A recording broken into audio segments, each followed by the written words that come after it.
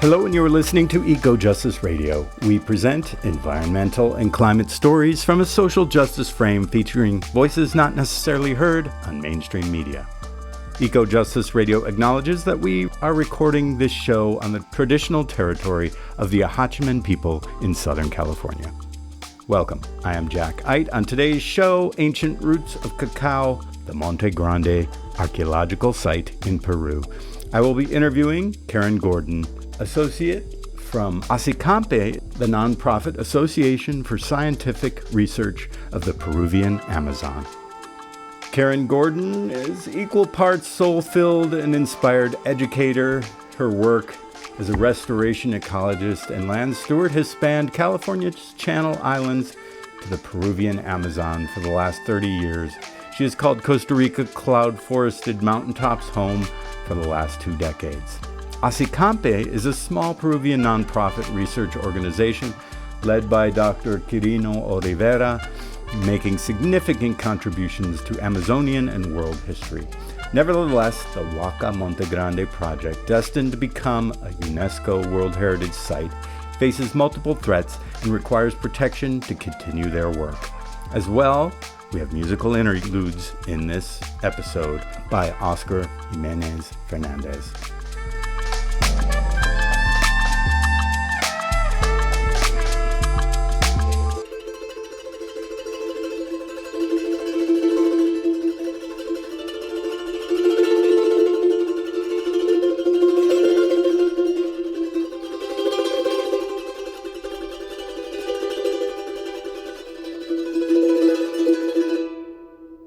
The Montegrande archaeological site, nestled in the high heart of the Peruvian Amazon, is revealing groundbreaking insights into ancient civilizations and the inextricable relationship between humans and the natural world. Among Montegrande's most significant recent discoveries are traces of cacao, the plant responsible for the world's chocolate, inside 6,000-year-old ceremonial pottery vessels from what is now recognized as the oldest monumental temple site in Peru, predating the pyramids of Egypt, Mesopotamia.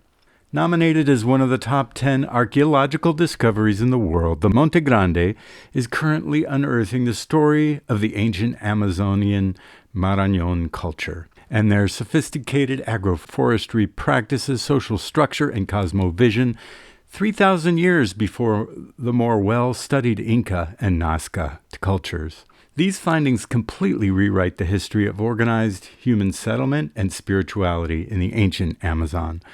Groundbreaking evidence from Montegrande points to the Marañón culture as being the earliest human stewards of cacao in the world, tending its domestication, cultivation, veneration, and trade. Thank you for tuning in to Eco-Justice Radio. I'm your host, Jack Eidt, and it is my honor to welcome our guest, Karen Gordon, Associate ASICAMPE, the nonprofit association for scientific research of the Peruvian Amazon. Welcome to Eco-Justice Radio. Thank you, Jack.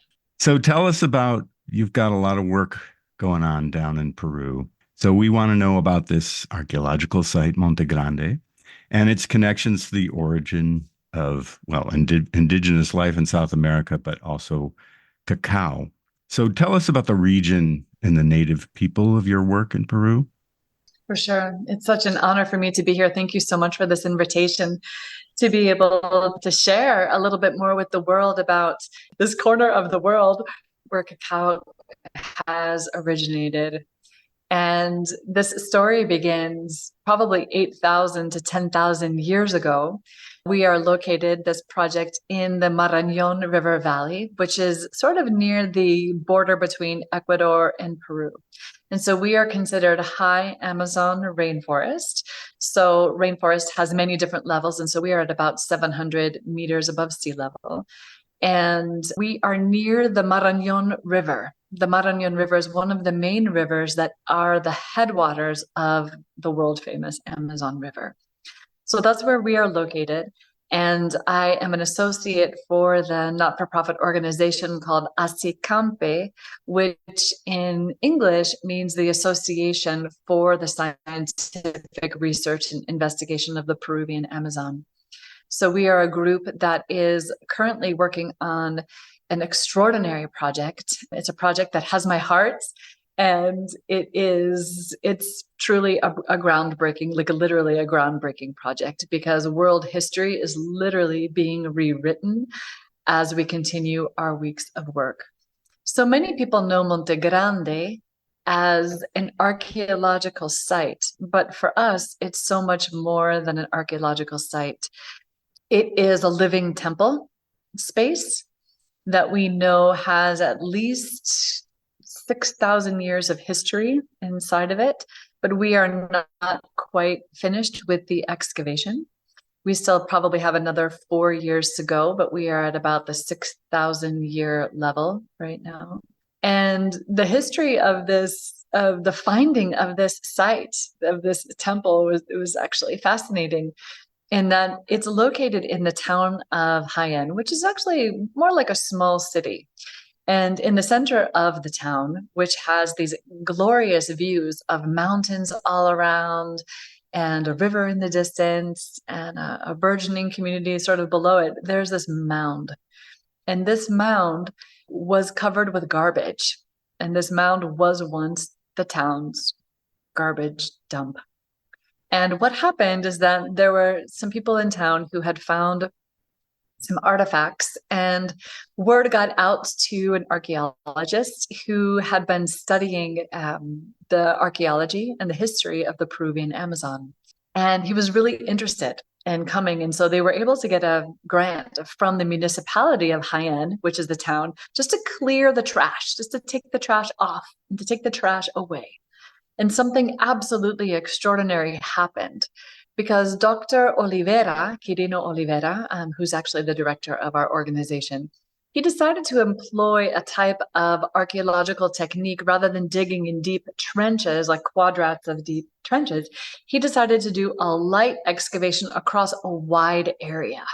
And one of the things that appeared when he did that was the image made out of stone of a spirit that was covering very evidently the top of a pyramid.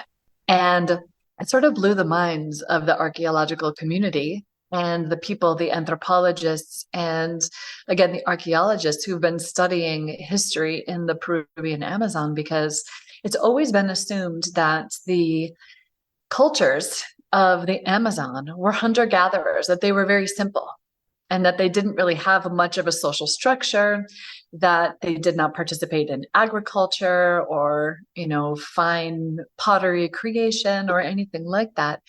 And one of the things that was found here I would say, in the Amazon, is that that wasn't true.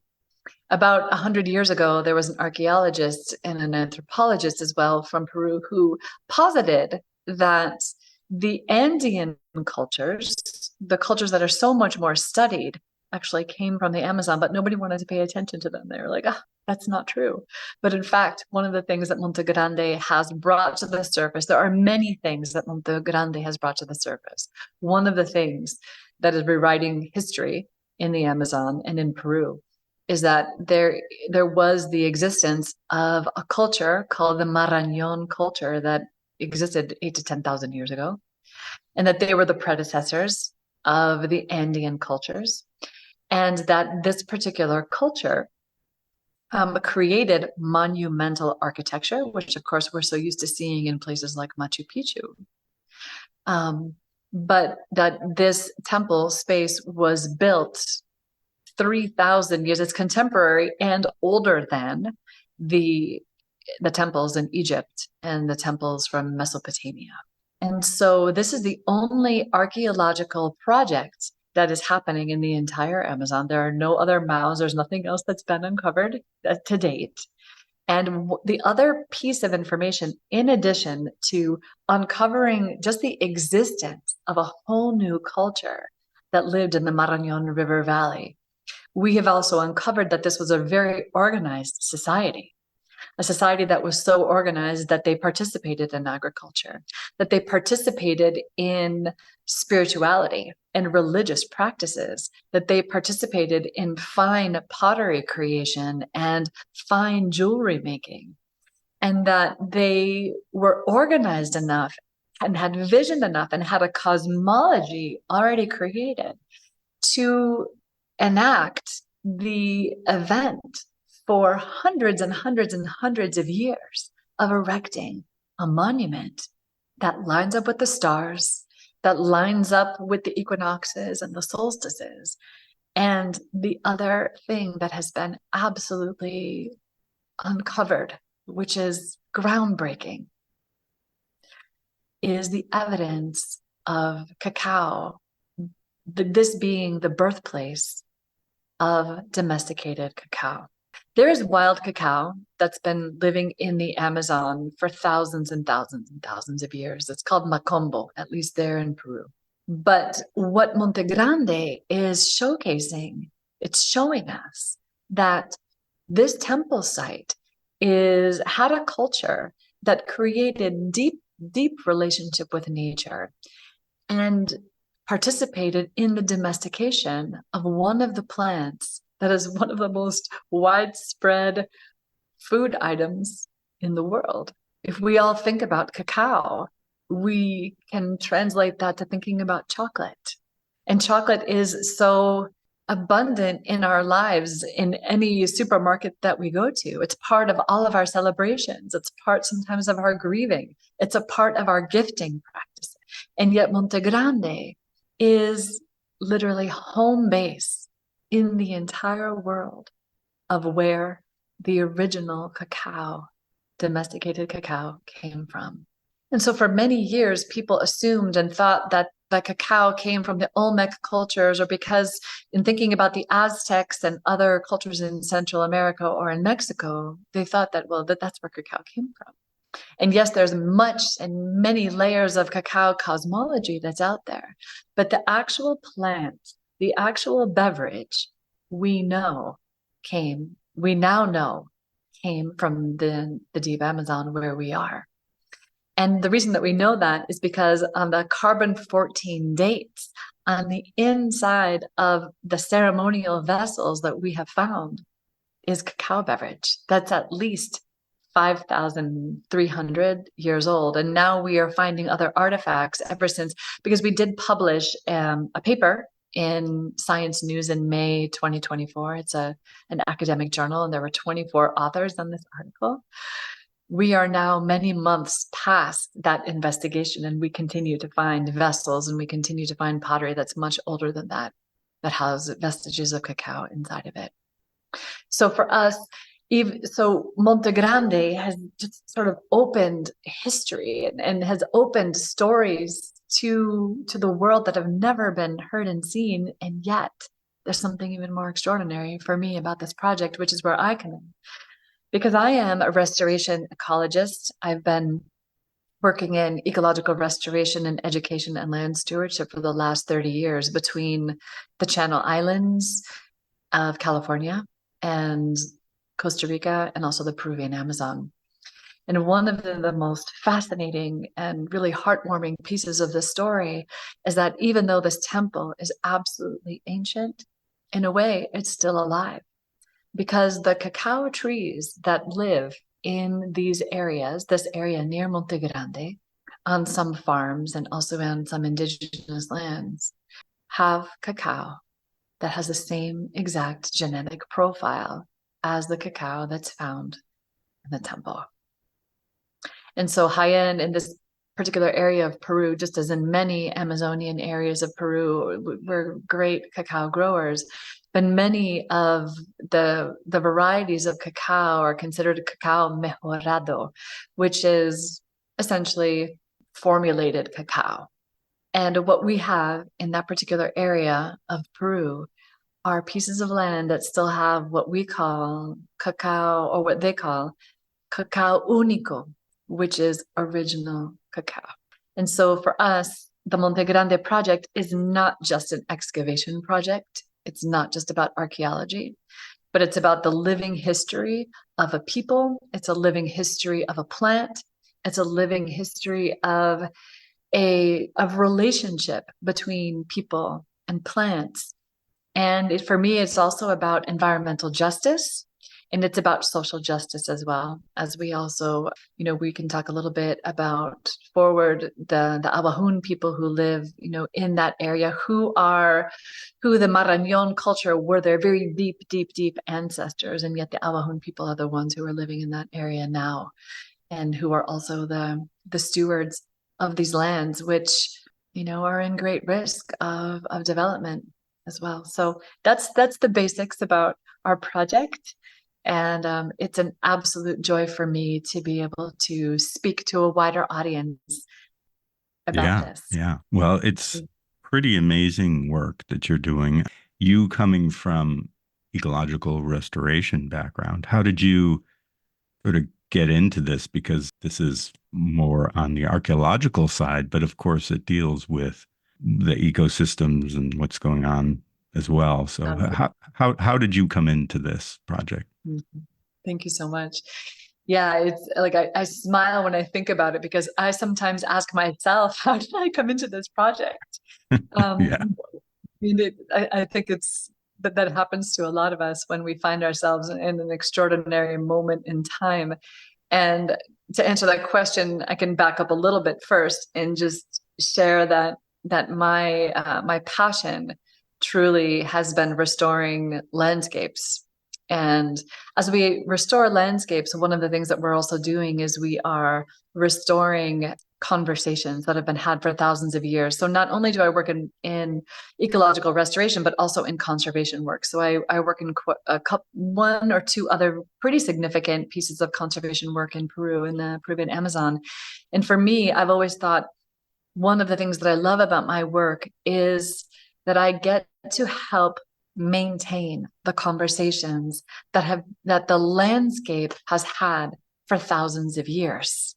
And many times people, when they think about protecting and preserving the Amazon or the Peruvian Amazon, they think about the trees and the birds and the monkeys and the jaguars, and all of that is true. And of course, that is really what brought me to my work. And yet when I encountered Montegrande, it was only earlier this year, I realized that protecting the Amazon and conserving the Amazon also includes protecting and conserving the conversations that have been had by the original humans who were part of the landscape for thousands and thousands and thousands of years. So it's a real joy, and it's a real deep honor that I have to bring myself as a restoration ecologist who has mostly focused my whole life on trees and soils and plants, to the conversation of the ancients, listening to the conversation of the ancient people who were once a part of this land and who were once a part of a great cosmology that had to do with deep relationship between earth and sky and plants. And so I came to this project really specifically because I was in the northwest part of Peru working in, one of the things that I love is Quechua, studying the Quechua language. I also play the charango, which is an Andean string instrument. And I was there studying a bit of indigenous culture. I was there studying Quechua with a Quechua teacher. I was there studying songs, and I was studying music. So I had brought myself there originally, not to look for a research project, but this project actually found me. And when I was in the area, as past comes to pass, I was connected with the director of the program, and we knew that this was also a project for me to be working with and working on. So it was destiny in a way for me to be here, to be working with Montegrande. And it feels incredible to me too, to kind of round out, in my 30 years of working with the restoration of ecosystems, it feels really good for me to also begin. I mean, it's always included the human component, right? But because it has to, landscapes don't just exist without humans. Humans are part of nature. Yes. But to truly be face to face inside of a temple that was created by humans thousands of years ago, to venerate their relationship with nature, and to study the stars and to study the plants and to do deep explorations around a particular plant, which in this case is cacao, which of course there's a cacao boom all over the place. There's people doing cacao ceremonies left and right and all of these things. But to actually see where cacao, the birthplace of cacao, and one of the things that perhaps we can share in the notes for the call are, we'll share some links. And one of the things that we will be able to see is one of the things that the ancient people put on the top of this temple was a spirit made out of stone, a massive, with a circular spiral center. Mm-hmm. And for me, that spiral really represents the movement of where we are in the present, kind of down into the past. We kind of think about that in terms of archaeology, but archaeology is also thinking about now. From the center of the spiral, where we believe that the highest level spiritual leader of this particular group was buried, that also has a message out, spirals back out to this future, which is now. And we have cacao trees that need protection, need stewardship. We have agroforestry systems that need protection and that need stewardship because they are holding some of the deepest, oldest genetic keys to Amazonian history right inside of them. And so that's kind of where I come into the picture. Mm-hmm. Yeah, I want to interrupt you for just a second. We need to take a break. So we'll come back after the break and continue this conversation. You're listening to Eco Justice Radio, a public supported media outlet. Please consider making a donation to ensure that we can continue to provide socially and environmentally driven content. Donations can be made at ecojusticeradio.org and socal350.org. For an extended version of this interview, as well as other benefits, we encourage you to become a member of our Patreon at patreon.com/ecojusticeradio. Today you're listening to Ancient Roots of Cacao, the Montegrande archaeological site in Peru. I am your host, Jack Eidt, and our guest is Karen Gordon, associate from ASECAMPI, the nonprofit association for scientific research of the Peruvian Amazon.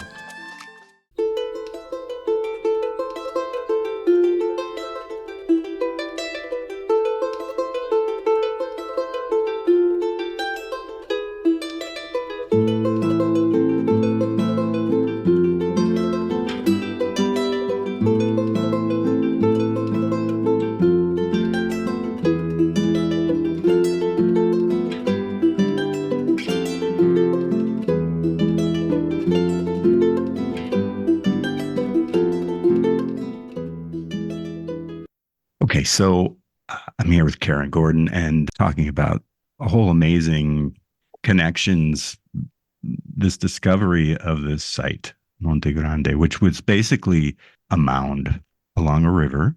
Did the native people who lived there, did they have a sense that this was an important, because a lot of times people from the outside say, hey, we discovered this, but you really find that the native people sort of knew a lot that they're sort of discovering. Is that a situation here? What was their role in what's going on with this site?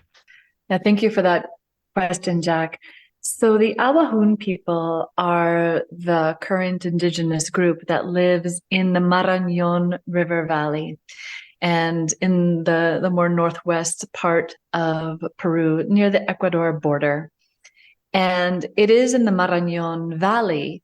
Well, the Marañón River, like I mentioned before, is part of the headwaters of the Amazon. And I was speaking with Don Quirino recently, and I asked him, did the Awahun people know, or did they have any stories connecting to some of these mound temple sites that have recently been found in the past few years? And he said no, that they didn't know about that. And so it was a great joy for some of their elders to come and to see this, because the Marañón people, we can remember that the Marañón culture is they are the deep ancestors, let's just say, of the Awahun people, but also they are also the deep ancestors of many other groups as well in different parts of that part of the Amazon. So as far as we know, there aren't any stories, but that is still a question that we are ready and very interested in answering. So Asicampe, as a not-for-profit organization, we are not only interested in archaeological excavation, that's not it only, because we are the Association for Scientific Research in the Peruvian Amazon.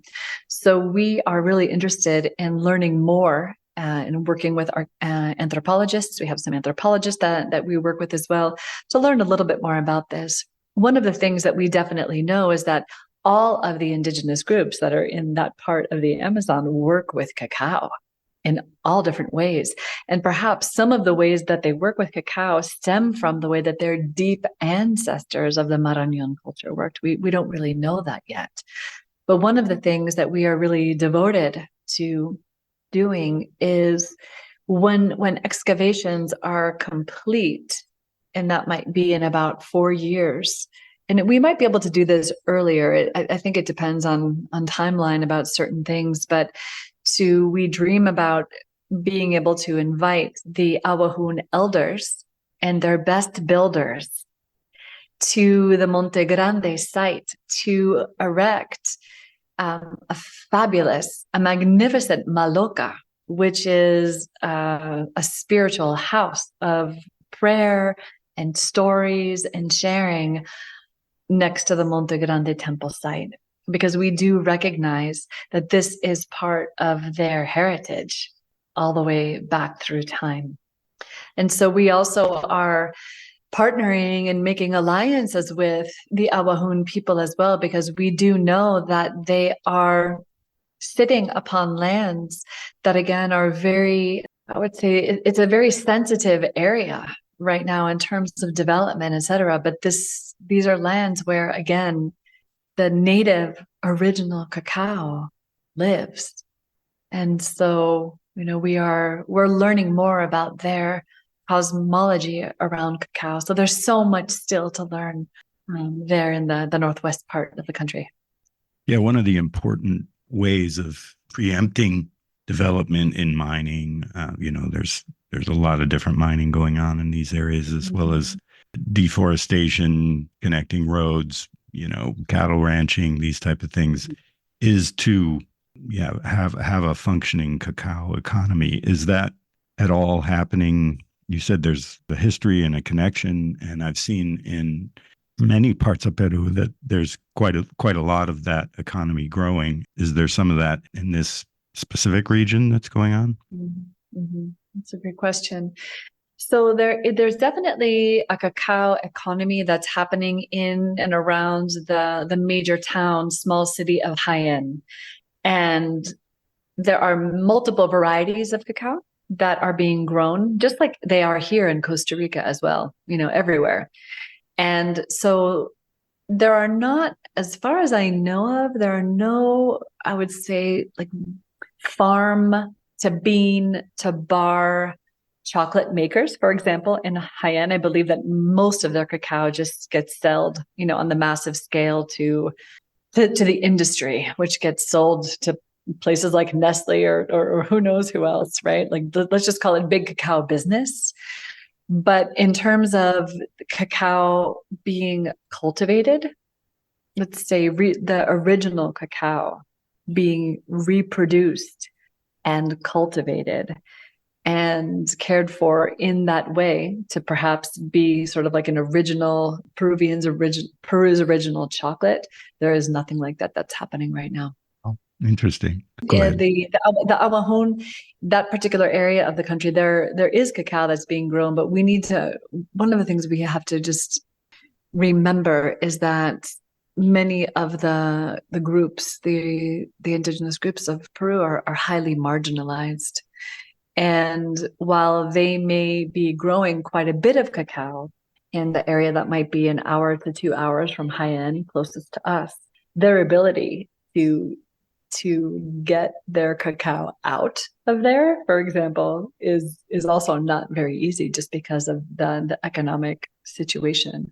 So one of the things that Asicampe is doing is we are studying the possibilities of partnership as a non-for-profit organization that really cares about deep relationship and right relationship making and building. We are beginning to study that.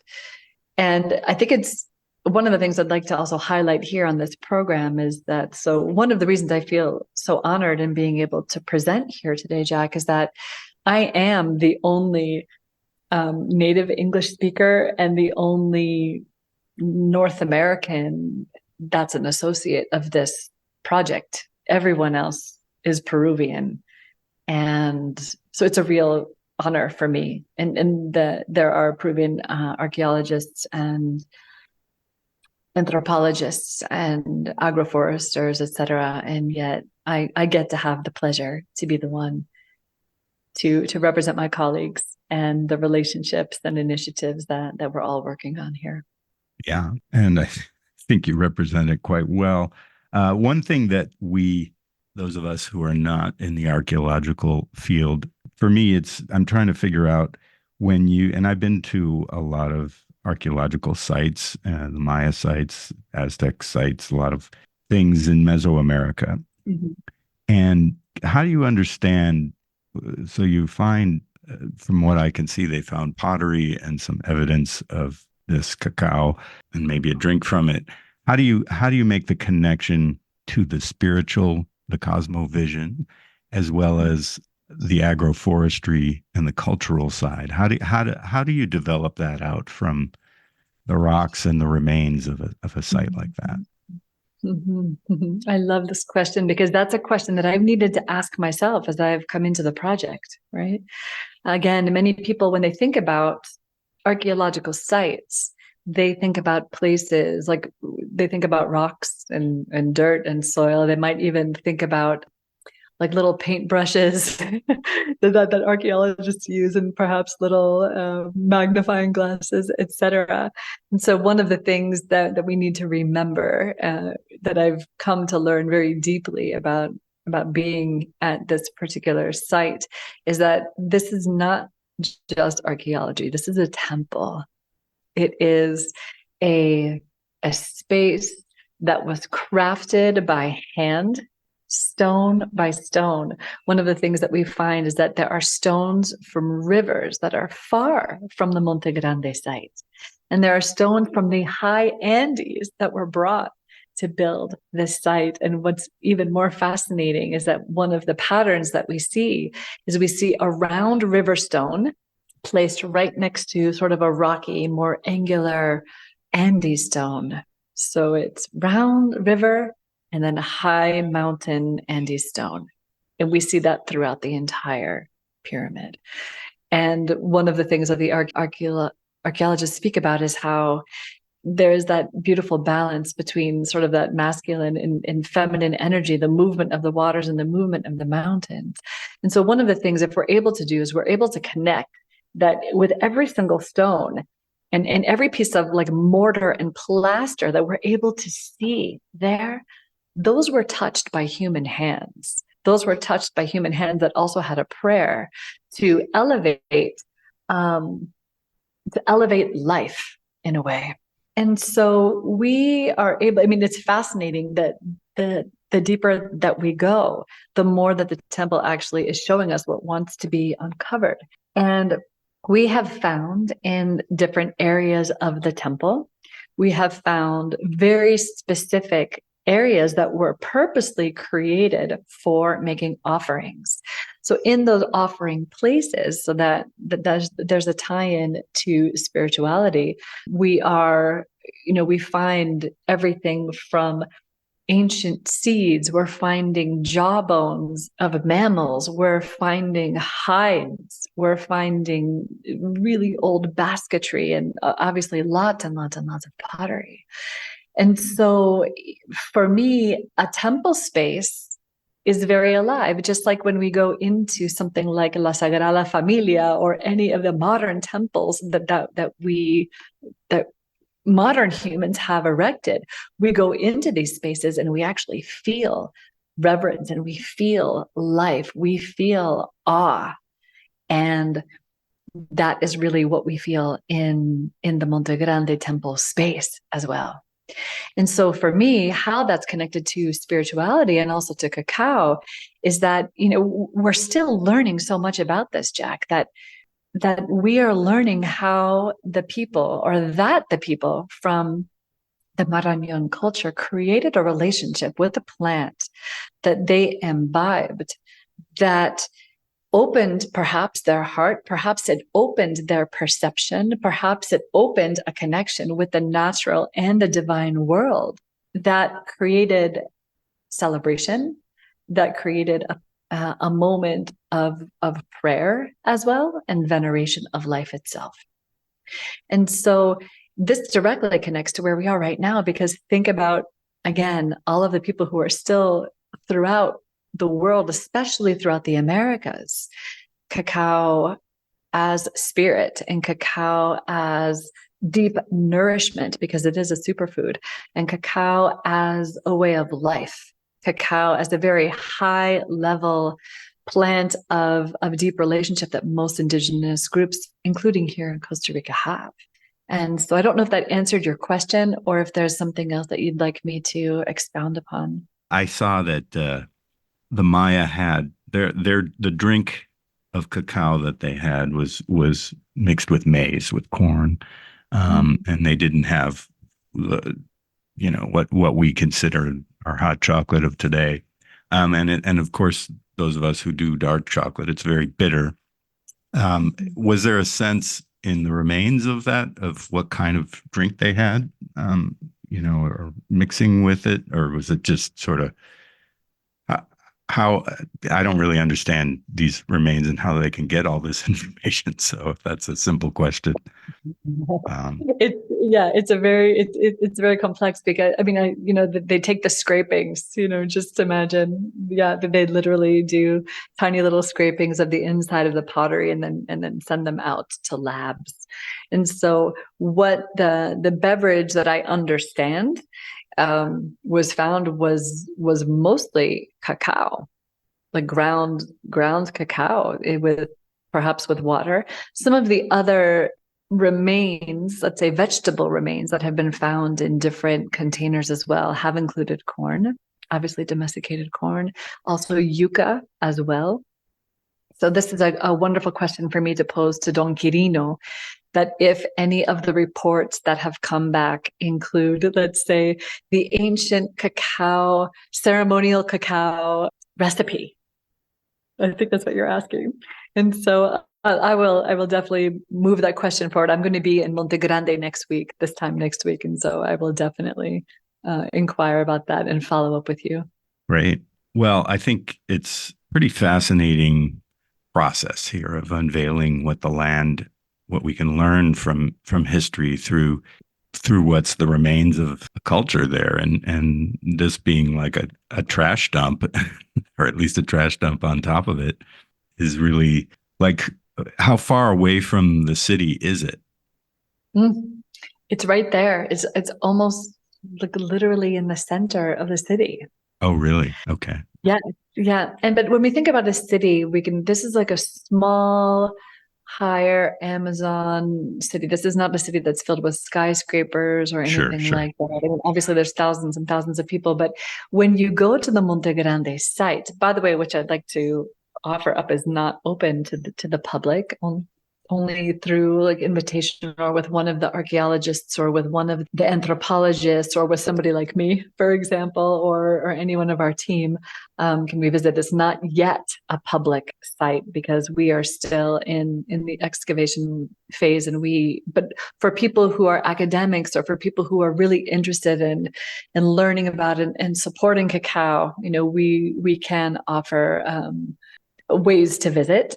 But it's amazing to be on the site, Jack, because when you stand there, you can almost open your eyes and then close your eyes and understand why that temple space was built right there. Because it's literally in the center of the space, of this beautiful valley that is surrounded by mountains. There used to be an old lake that is no longer really there anymore, but archaeology has shown that there was once an ancient old lake nearby, and then the Marañón River is not exactly right next door, but it's it's across the valley, and it's over there. So it makes a lot of sense that this mound was created in the center of a valley with a vast expanse of sky, with the Apus, with the beautiful mountain peaks all around, with the water element also all around, and of course the breezes.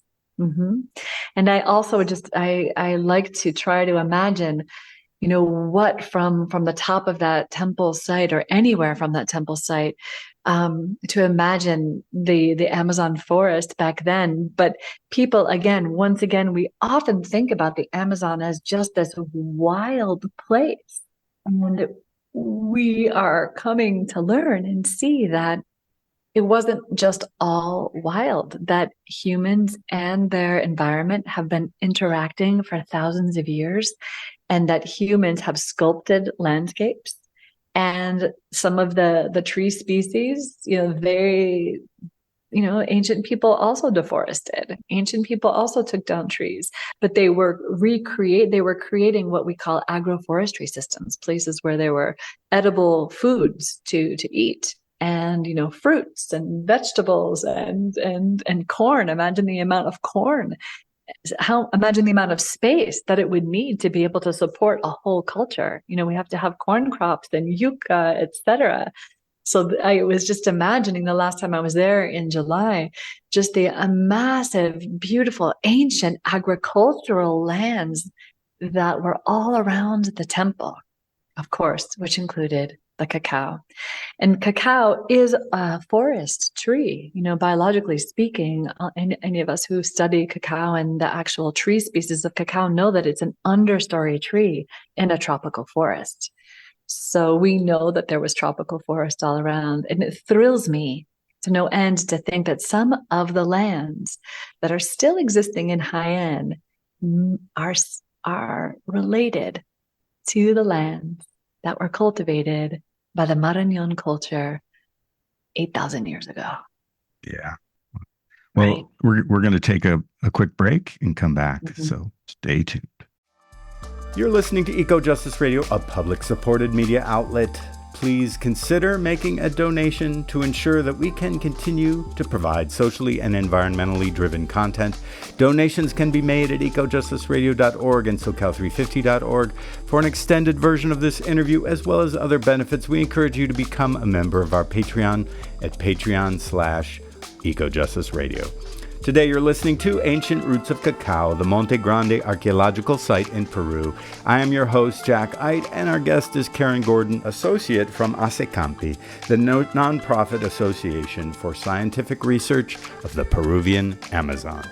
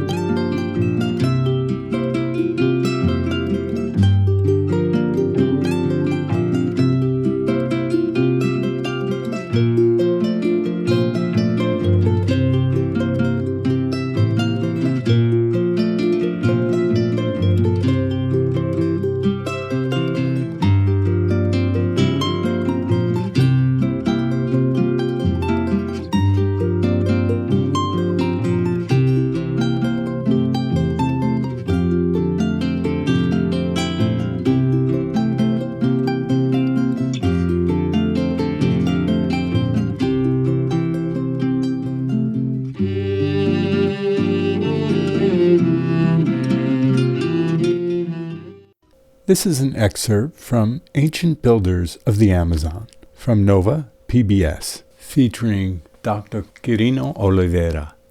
It is one of the most extraordinary and baffling archaeological finds of recent years. Ese detalle de sacar capa por capa nos llevaron a identificar. As we cleared away the top layers of soil, we began to see stones in a circular arrangement. Una especie de terrazas o Then platforms and terraces began to appear. Y es ahí que nosotros that really surprised us. It seemed extraordinary.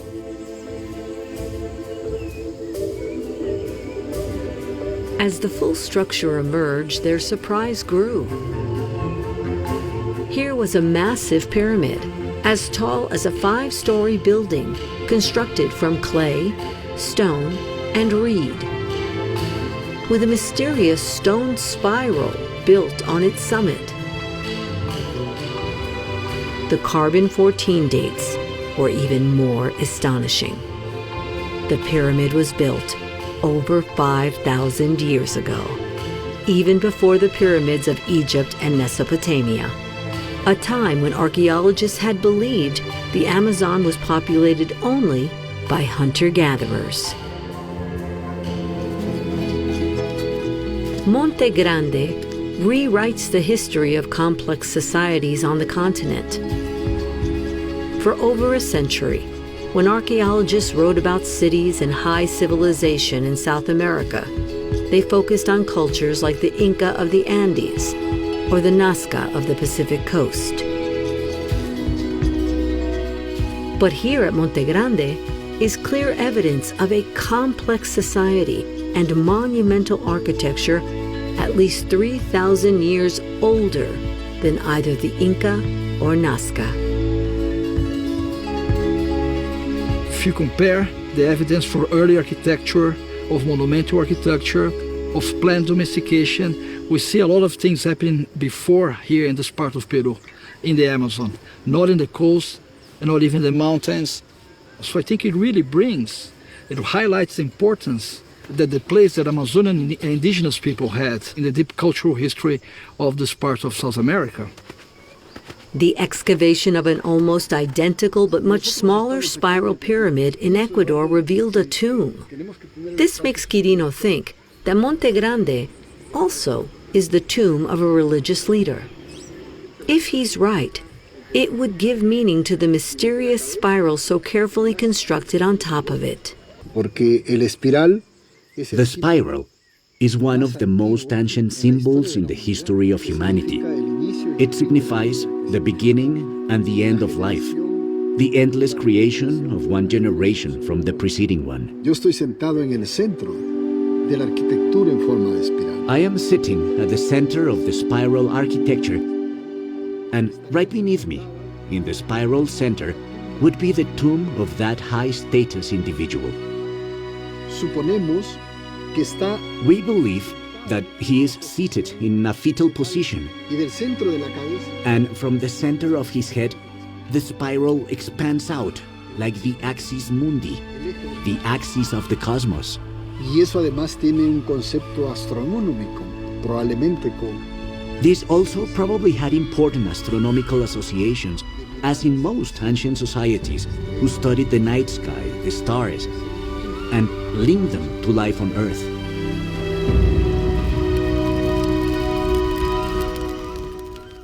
Okay, so in the last segment, you mentioned the Apus. We're talking about mountains, right? That's the spirit of the mountains. Could you explain real quick what that means? Yeah, so the Apus Apu is a Quechua word, which means wise one, but the Apus are also often referred to, like often the mountain spirits and the mountain peaks are called the Apus. They're like the grandmothers and the grandfathers, the wise ones. And so you're originally stated that through this project has shown that the origination of the Incan culture potentially comes from this region. How does that understood through this process? Mm-hmm, mm-hmm. I think that probably is going to be a much better question that's answered by an anthropologist, because Sure. Understood. It's not just about the Incans, it's about just Andean culture in general. And we need to remember that the Incas were much after many of the early Andes cultures as well. And so one of the things that was thought about was that, it was many of these massive cosmovisions that we learn about and that we study about, they thought only existed in the Andes, but in fact, we now see that these earliest people were down there in the Amazon and did have cosmology that very likely influenced, the continued upward movement of the people into the Andes. And so I don't have the map of that. We have the map of Cacao through our scientific research paper, but I don't necessarily have the map. There might be somebody else who has the map of the movement of the people from the Amazon on up. I think this is still so groundbreaking that there are people who are studying this. Yeah, well, it's pretty amazing stuff, and an issue that not many people know much about here. And obviously, chocolate is an everyday thing for a lot of people, and there's a lot of questions about where our chocolate comes from and how healthy some of it is. But I think it's really important to understand its origination of the plant and the connection to the plant. And there is a trend going on of cacao ceremonies and things like that. And, it's good to understand that history. So I really appreciate you coming on the show and sharing with us about this. Thank you so much, Jack. And as we are able to continue our excavations and our archaeological and anthropological studies as well, happy to share more. Keep your eyes and ears opened for Montegrande. We have been named as one of the top 10 archaeological finds in the world because of this groundbreaking history that we've been finding, again, about the Marañón culture, about the origins of cacao, the origins of the early spirituality in the Amazon, and the influence that it had in the subsequent Andean communities and cultures. And so we are just really starting to go out there to reach into the world that's not just the scientific world of academic research papers, but we're really starting to move our message out there so that people can learn more about us and continue their studies about their cacao and their relationships with cacao and early peoples as well. So there's one aspect, some dangers that the project is facing. You've had some funding challenges. I mean, it's always funding challenges are in every undertaking on this earth, frankly. But what's going on? What sort of difficulties is this archaeological dig and project and investigation? What sort of challenges are you all facing? Mm-hmm. Yeah, I appreciate you asking that, Jack. Montegrande on one hand is, like I've mentioned a few times, it's rewriting world history in so many different ways.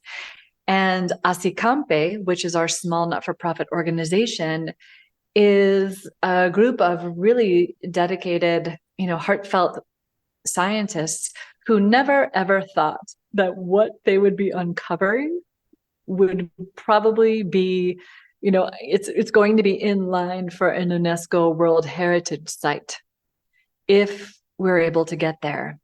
And that's the big if, because we are a very small not-for-profit organization. And the Peruvian government, even though, Peru is full of culture, there's almost no support whatsoever for projects such as this. And I'd like to remind us that the project is not just about an archaeological dig, but it's also about the alliances with the land and the people, the landowners, and the original, ancient landowners of forests that contain the original cacao.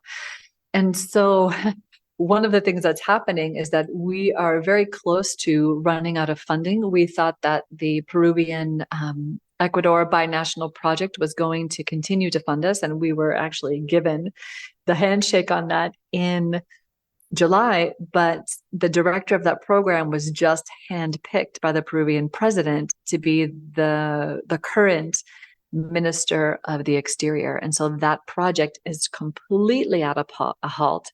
And because that's at a halt, all of our funding is at a halt. And this is where the danger comes in, and where, for me, it's just imperative. This is one of the reasons we're getting the word out about Montegrande, is that per Peruvian law, if an archaeological excavation that has permission from the Ministry of Culture to exist, so that's us, Asicampe has permission, and we have, let's say, a supervisor, a distant supervisor, but still a supervisor of the project, that's part of the Ministry of Culture.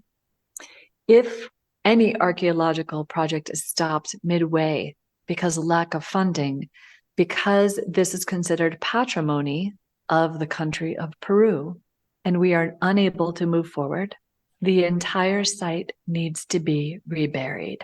That is crazy. Stone by stone. And it's not just like we don't just shovel stuff on there. Like, it's stone by stone, has to be put back stone by stone. Like, it is. So you couldn't just put sort of a tarp over it and No. It has a tarp over it. Like, we do have like a bamboo tarp thing because we are working. It's one of the ways that we're able to work under the rain and under sun, because as we get deeper into the temple space, it just becomes more and more sensitive. No, we can't just cover it with a tarp. We have to cover it with dirt. We have to cover it with the earth that we've taken out. And so honestly, Jack, like, we are not interested in having that happen. We really do need the support. And so we're very fortunate to have a fiscal sponsor in the United States, the Abundant Earth Foundation. We've partnered with them, so people are able to make 501c3 donations, and we're very happy to put that link or provide you with that link so that we can keep our project moving forward. Because this isn't like, we just need a couple of dollars to move this forward. No, like, the need is now, in order for us to keep on uncovering truly the mysteries of the past, which are informing our present and our future.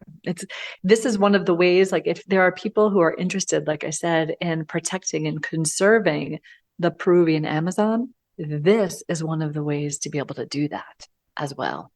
And for anybody who has a deep relationship or deep love with cacao, and cacao, environmental justice and social justice that has to do with cacao and the deep history and having a right relationship with their use of chocolate and cacao, this is another beautiful project in which to support. And so thank you for asking that question. And it's unthinkable for us that this project is about literally in about 2 weeks to come to a standstill, unless we get some international support through our 501c3 partner fiscal sponsor organization. Well, we wish you the best of luck with that. And my optimistic sense tells me that you're going to pull it together, but that's pretty down to the wire. So good luck with that. Thank you so much. Thank you so much for that. And really, really appreciating being here and being able to tell, one of those once upon a time stories from a very, very, very, very long time ago, so that the next time anybody who's listening has a piece of chocolate or drinks a cup of cacao or is gifted or wants to gift chocolate, they can understand that, the ancient ancestor of the cacao that they're holding or ingesting once came from this site of Montegrande, the ancestors of the cacao.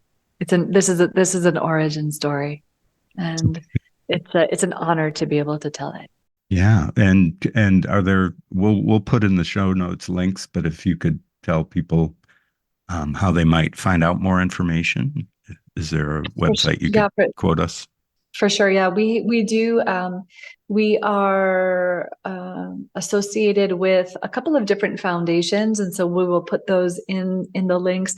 I can also provide a link to a 3 or 4 minute clip that's part of a larger documentary that was made by PBS and Nova. That speaks about Montegrande, and we do have an Instagram page as well called Huaca Montegrande. Much of it is in Spanish, but we are starting to translate that into English as well, so that more of our world population can learn more about us. Excellent. Well, once again, thank you for coming on Eco Justice Radio, and best of luck with your travels. And be safe, and we're really interested to see how this continues to develop. Thank you so much, Jack. Thank you for this opportunity. Have a beautiful day. You too. Thank you to our guest, Karen Gordon.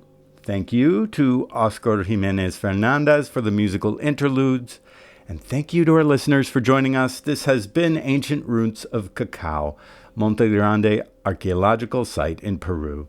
For an extended version of this interview, become a member of our Patreon or visit our website at ecojusticeradio.org. Please connect with us on social media at Ecojustice Radio, SoCal350, and Wilder Utopia. If you like what you've heard and you want others to be informed, subscribe, share the episodes, and help us continue our efforts by joining our Patreon or making a tax-deductible donation to the show.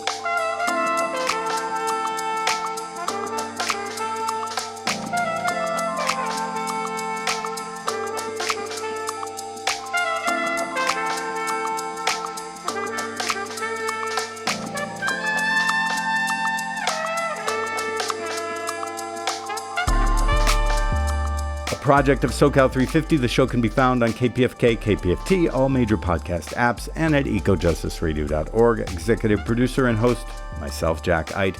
Co-host, Carrie Kim, and engineer and original music by Blake Quake Beats. And until next time, remember, the power is yours.